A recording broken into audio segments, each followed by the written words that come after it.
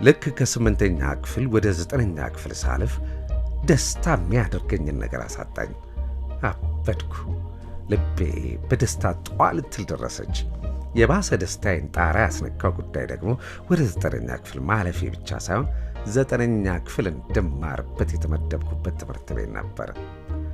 ታሪካዊውና ታላቁ ወይዘሮ ስሂን ትምህርት ቤት። እውነቱን ለመናገር ያኔ ዩኒቨርሲቲ መግባት ራሱ ወይዘሮ ስሂን እንደ መግባት አያኮራም ነበር።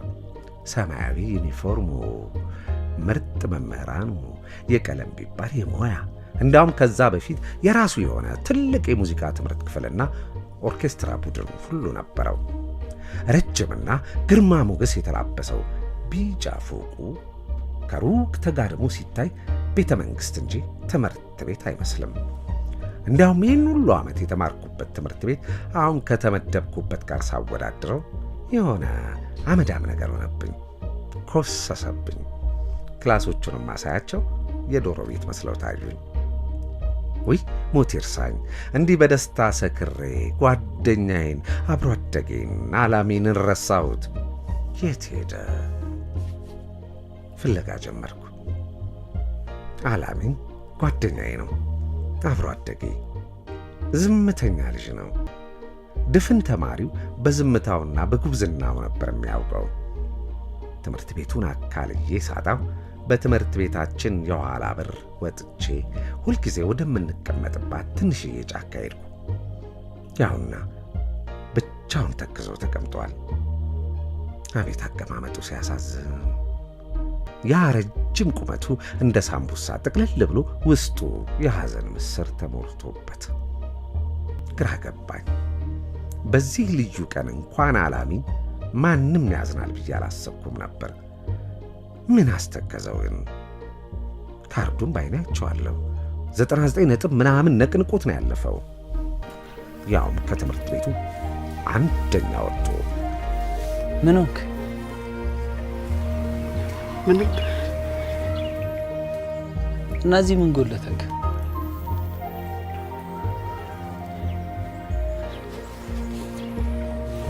አፋጎደቀች። እኔም እንደ ሳምቡሳ በጥፍጥፍ ብዬ ዓላሜን ጎን ተቀመጥኩ። ጠቃልልኝ። በቃ ሁለታችንም የሚኒስትሪ ካርዳችንን አንከርፈን በትካዜ ቁጭ አልን። ከሩቅ ለሚመለከተን ሰው ካርዱ ወደ 9ኛ ክፍል በጥሩ ውጤት ያለፍንበት መረጃ ሳይሆን ተከፍሎ ማያልቅ ዕዳ እንድንከፍል ከፍርድ ቤት የተሰጠን የትዕዛዝ ወረቀት ይመስል ነበረ።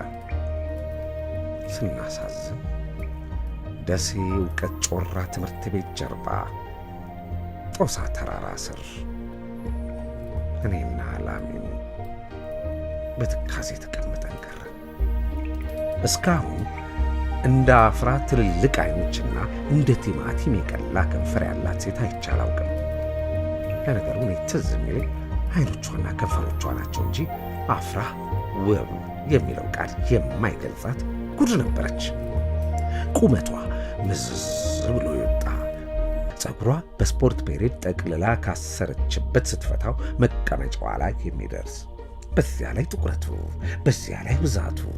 አቤት አቤት አቤት! ጥቁር ፏፏቴ፣ ጥቁር አባይ ሲባል የአፍራህ ፀጉር ይመስለኝ ነበረ።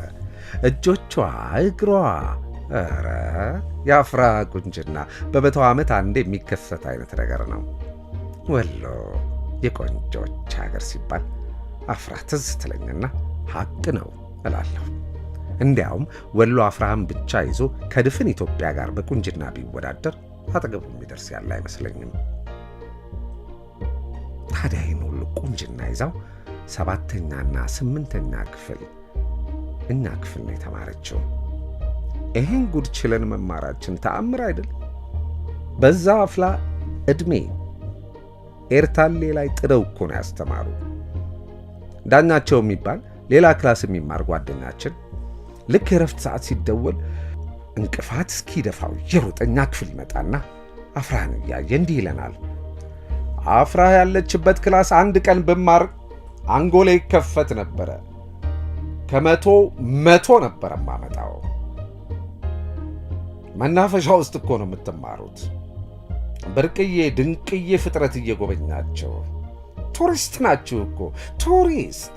በኢትዮጵያ ብቻ፣ በደሴ ብቻ፣ በእውቀት ጮራ ትምህርት ቤት ብቻ፣ በሰባተኛ ሲ ክፍል ብቻ የምትገኝ ብርቅዬ ፍጥረት እየጎበኛቸው። እውነት አለው።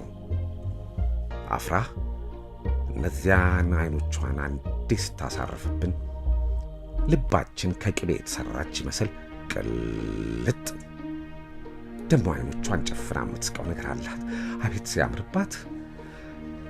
አፍራህ አፍራህ አፍራህ አፍራህ አፍራህ ሳር ቅጠሉ አፍራህ አፍራህ እንዳለ ይውላል። ታዲያ እሷ ጋር ማውራት ለመቀራረብ የማይጥር ማን ነው?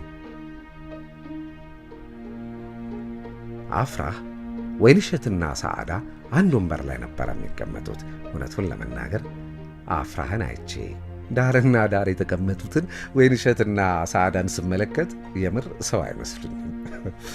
ይቅር ይበለኝ። አፍራህን ዙሪያዋን ለመጠበቅ የተገነቡ ግንቦች መስለው ነው የሚታዩኝ። ለነገሩ ሁላችንም የክላሱ ልጆች የሆንን ዙሪያዋን የበቀልን አረብ ነገሮች ነበር የምንመስለው። አፍራህ የምትባል ጉድ እንድታሳጣ መሃላችን ጥሎብን ምን እናድርግ? ሰባተኛ ሲ ክፍል ማናለ ቢባል አፍራህ ብቻ። አፍራህ ሂሳብ አስተማሪያችን ራሳቸው 7 ጥያቄ ከጠየቁ 5ቱ ለአፍራህ ነው። በእርግጥ አፍራህ 5ቱንም አትመልስም፣ ግን ፈገግ ይልላታል። ግን እኮ እኛ ሀበሾች ብዙዎቻችን እናስመስላለን እንጂ ሴት አናከብርም። ምናከብረው ቆንጆ ሴትን ነው። ምስኪን ጓደኛ ያላሚን ታዲያ ከዚህ ተአምረኛ ልጅ ፍቅር ያዘው። ያውም የማያፈናፍን ትንፋሽ የማይሰጥ ፍቅር። አላሚን አባቱ ሞተዋል። እናቱም አቅመ ደካማ ነበሩ። እማማ ከድጃ ለጀነት ይበላቸው ዛሬ በሕይወት የሉም። ከትምህርት ቤት መልስ በሶላት ሰዓት መስጊድ ሊሰግዱ የሚገቡ ሰዎችን ጫማ በመጠበቅና በመጥረግ ነበር ራሱንም እናቱንም የሚያስተዳድረው። አፍራህን እንዳፈቀራት የነገረኝ በሐሳብ መንምኖ ሳር ካከለ በኋላ ነው። ሲጀመር አላሚን ዝምተኛ ልጅ ነው። አይናገር አይጋገር፣ ግን ፈገግ ይልላታል። ግን እኮ እኛ ሀበሾች ብዙዎቻችን እናስመስላለን እንጂ ሴት አናከብርም። ምናከብረው ቆንጆ ሴትን ነው። ምስኪን ጓደኛ ያላሚን ታዲያ ከዚህ ተአምረኛ ልጅ ፍቅር ያዘው።